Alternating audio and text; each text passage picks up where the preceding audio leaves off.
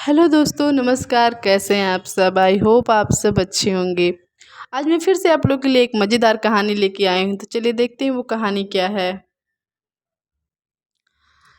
जंगल में एक डरपोक खरगोश रहता था।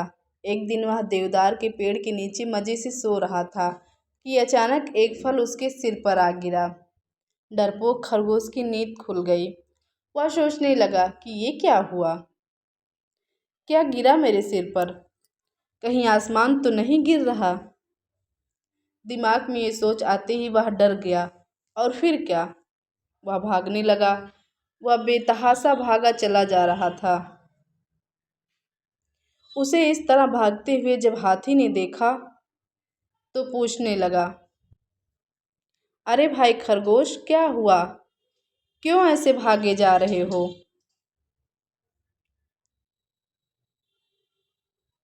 खरगोश हांफते हुए बोला, भागो भागो, आसमान गिर रहा है। खरगोश की बात सुनकर हाथी भी डर गया।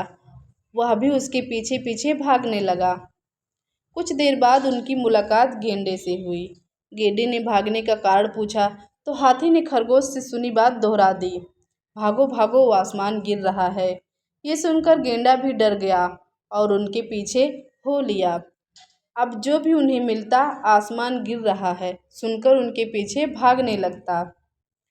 खरगोश के पीछे हाथी, हाथी के पीछे गेंडा, गेंडे के पीछे भालू, भालू के पीछे चीता, और ऐसे ही जंगल के ढेर सारे जानवरों की कतार लग गई। सब बेतहाशा भागे जा रहे थे। इतने सारे जानवरों की इस तरह भागते हुए जब जंगल में टहल रही लोमड़ी ने देखा तो चकित रह गई। उसने कतार में लगे भालू से पूछा, क्या हुआ भाई? तुम सब लोग ऐसे कहाँ भागे चले जा रहे हो?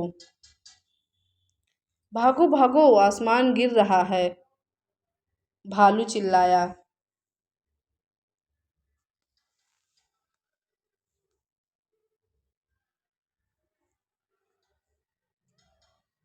ये सुनकर लोमड़ी अचरज में पड़ गई कि ऐसा भी कहीं होता है। उसने सारे जानवरों को रोका और बोली, इस तरह भागने से किसी समस्या का हल नहीं निकलेगा। चलो जंगल के राजा शेर के पास चलते हैं। सब लोमड़ी के पीछे हो लिए। थोड़ी ही देर में सारे जानवर शेर के सामने खड़े थे। लोमड़ी ने शेर को सारी बात बताई। ध्यान से सारी बात सुनने के बाद शेर ने पूछा, सबसे पहले किसने आसमान गिरते हुए देखा? सबने खरगोश की तरफ इशारा किया। शेर ने खरगोश से पूछा, तुमने कहाँ देखा कि आसमान गिर रहा है? वनराज, मैं देवदार के पेड़ के नीचे सो रहा था कि तभी मेरे ऊपर आसमान का एक छोटा सा टुकड़ा गिरा और मैं भागने लगा और सबको बताने लगा।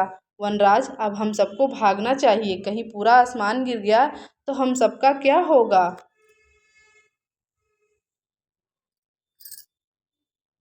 खरगोश की बात सुनकर शेर को कुछ संदेह हुआ। उसने लोमड़ी से कुछ चर्चा की, फिर सारे जानवरों को लेकर उसी देवदार के पेड़ के पास आया जहाँ खरगोश सोया था। वहाँ देवदार का फल गिरा देख उसे सारा माजरा समझ आ गया। वह फल उठाकर शेर बोला, तो ये है आसमान। सारे जानवर समझ गए कि डरपोक खरगोश देवदार का फल गिरने पर सोचने लगा कि आसमान गिर रहा है। सब हंसने लगे। खरगोश बहुत शर्मिंदा हुआ। शेर ने खरगोश को समझाया कि इस तरह की अफवाह न फैलाए। उसने सारे जानवरों को भी समझाया कि किसी की बिना सोचे समझे किसी भी बात का यकीन न करें। दोस्तों, इस कहानी से यही सीख मिलती है कि हमें किसी भी बात पर विश्वास नहीं करना चाहिए बिना सोचे समझे।